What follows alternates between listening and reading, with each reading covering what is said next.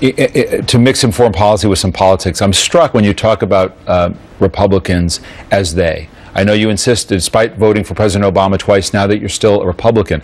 But as I go through your record on some social issues and even foreign policy issues, I challenge you a little bit to say, on what basis are you still a Republican? Do you feel like this Republican Party has left you, or have you left it? I think the Republican Party right now is having an identity problem.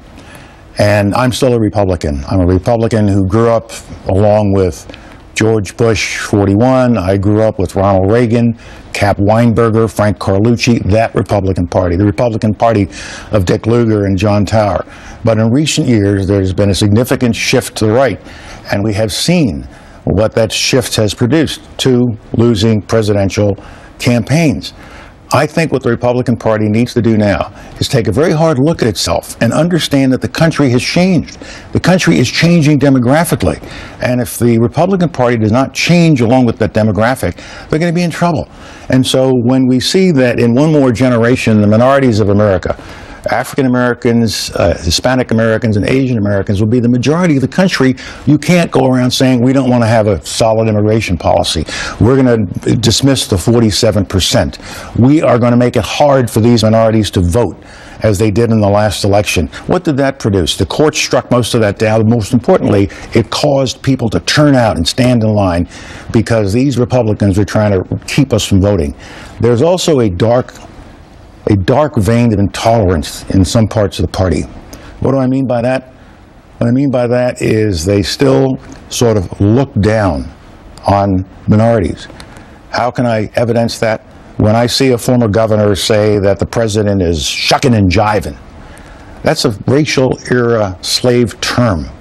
When I see another former governor after the president's first debate where he didn't do very well, says that the president was lazy.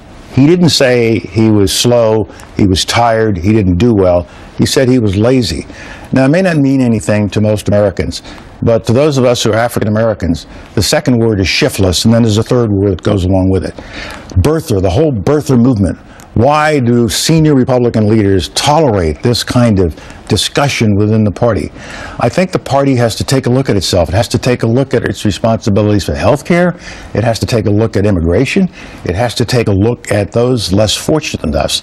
The party has gathered unto itself a reputation that it is the party of the rich. It is the party of lower taxes. But there are a lot of people who are lower down the food chain, the economic chain, who are also paying lots of taxes relative to their income, and they need help.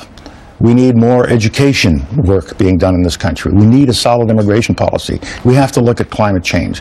There are a lot of things that the American people are expecting. And the Republican Party, as they get ready for the next election, really has to focus on some of these issues and not ignore them. Everybody wants to talk about who's going to be the candidate. You better think first about what's the party you're actually going to represent.